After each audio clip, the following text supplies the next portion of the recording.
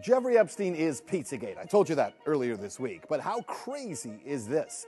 One of the most disturbing characters of the entire Pizzagate saga is actually connected to Epstein and to Ukraine's Zelensky. I'll explain that totally bizarre connection in just a second. But first, Zelensky appears to be connected to Epstein into the trafficking of girls and children in Ukraine. And it was the upheaval in Ukraine that Epstein claimed in his emails would create many opportunities. So, the question, were those opportunities to traffic women and children out of Ukraine? In the newly released Epstein files, we find repeated references to two Kiev-based modeling agencies, both still operating today. In one email, a sender tells Epstein that they're the best agencies in Kiev. The others only provide, quote, cheap escorts. Another message offers Epstein contact information for someone connected to around, quote, 400 girls. But the files don't stop with modeling. They document travel routes from New York to Kiev, apartments arranged for women, extended stays, and logistics. They also show real estate dealings, including 2017 discussions involving Epstein and a mansion purchase in Lviv, emails tracking large money transfers, and hundreds of thousands of dollars tied to the deal. But Epstein's involvement in Ukraine was much deeper than just accessing models. He was ready to take advantage of the country's upheaval. Take a look at this email from 2013, just before the CIA-led coup that overthrew the government of Ukraine. Epstein writes, quote, Ukraine upheaval should provide many opportunities. Many. The year was 2013. Ukraine was in the middle of a political crisis, and Epstein sent that message to the head of the Rothschild banking group. The emails indicate, along with others, that Epstein worked directly for and with the Rothschilds, specifically on taking advantage of the chaos being sown in Ukraine. Well, not long after those emails were sent, the Rothschild-linked interests aggressively moved into Ukraine, buying assets that had collapsed in value after the 2014 upheaval. We're talking about land and energy and infrastructure. And when Petro Poroshenko emerged as president, control of major financial and industrial assets didn't leave oligarchs.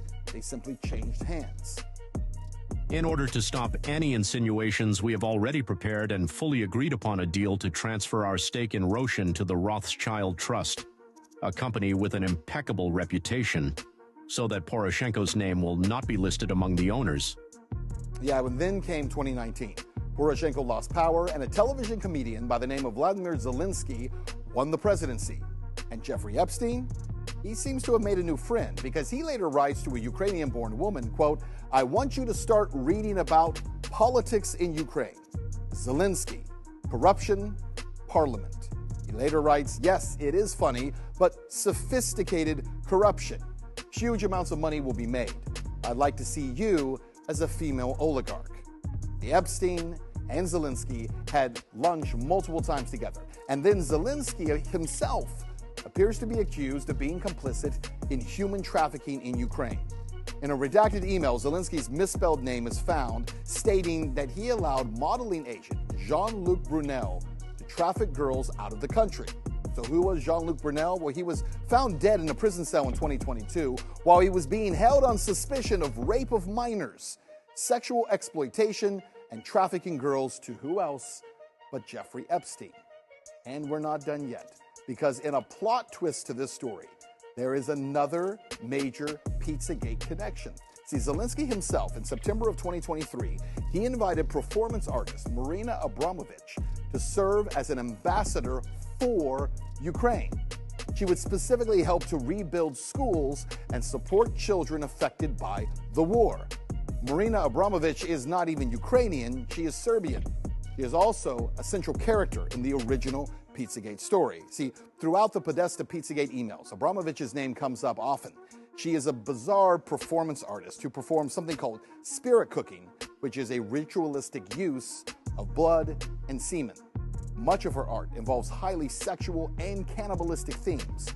So the question is, what would qualify her to be an ambassador for Ukraine dealing specifically with children?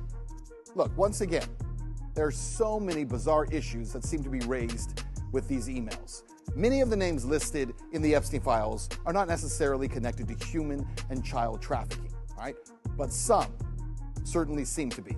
And in this case, Zelensky, who runs a country that for years has been known as a hotbed for pedophilia and human trafficking, also seems to have found a powerful connection with and to Jeffrey Epstein, and even after Epstein's death, continued to remain connected to those who celebrate ritualistic torture.